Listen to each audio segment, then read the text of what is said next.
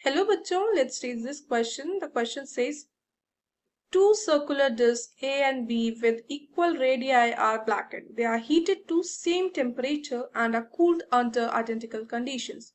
What inference do you draw from their cooling curves? A option, A and B have same specific heats.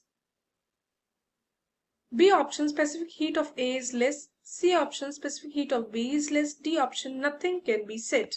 Key concept: Newton's law of cooling.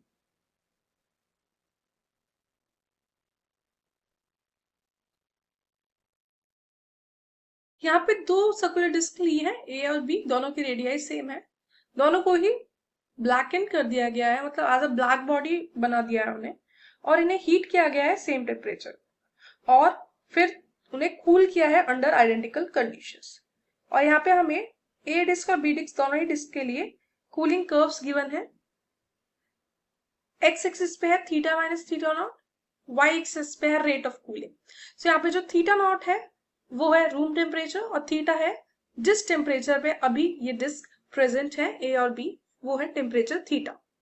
जो Newton law of cooling का formula है वो D Q by D T equals to है, यहाँ पे जो D Q by D T है वो है rate of heat transfer minus H A है heat transfer surface area into theta power 4 minus theta naught की पावर 4।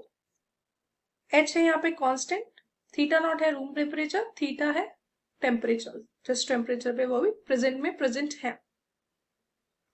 Q इक्वल्स टू होता है M S into T. M mass है, S specific heat है, T temperature है। Q की value को हम न्यूटन्स लॉ ऑफ कूलिंग में पुट कर देते हैं। सो जब हम न्यूटन्स लॉ ऑफ कूलिंग में Q की वैल्यू पुट करेंगे तो हमारे पास आएगा D by D T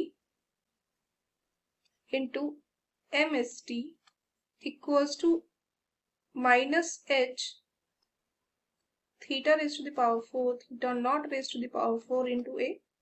M S constant है, so T D T by D T equals to minus H A by M S theta raise to the power 4 minus theta naught raise to the power 4। ये dt by dt जो है ये है rate of decrement of temperature with respect to time. So इसको हम ये भी बोल सकते हैं कि रेट ऑफ कूलिंग, और ये वही रेट ऑफ कूलिंग है जो हमारे कर्व में y एक्सिस पे गिवन है, और रेट ऑफ कूलिंग जो है वो डायरेक्टली प्रोपोर्शनल है 1/s के, और s है यहाँ पे स्पेसिफिक हीट, मतलब कि जिसकी स्पेसिफिक हीट ज्यादा होगी उसका रेट ऑफ कूलिंग कम होगा, क्योंकि ये इनवर्सली प्रोपोर्शनल है।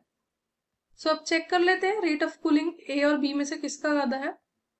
सो कर्व में हम देखते हैं तो रेट ऑफ कूलिंग जो है वो ए का ज्यादा है बी से, क्योंकि स्लोप ए का ज्यादा है बी से, इसलिए रेट ऑफ कूलिंग ए का ज्यादा है।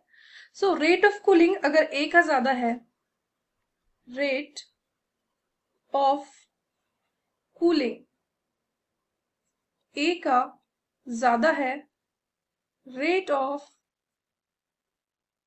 कूलिंग बी से, तो जो ये इनवर्सली प्रोपोर्शनल है, इनवर्सली प्रोपोर्शनल हुए, so specific heat of A is less than B,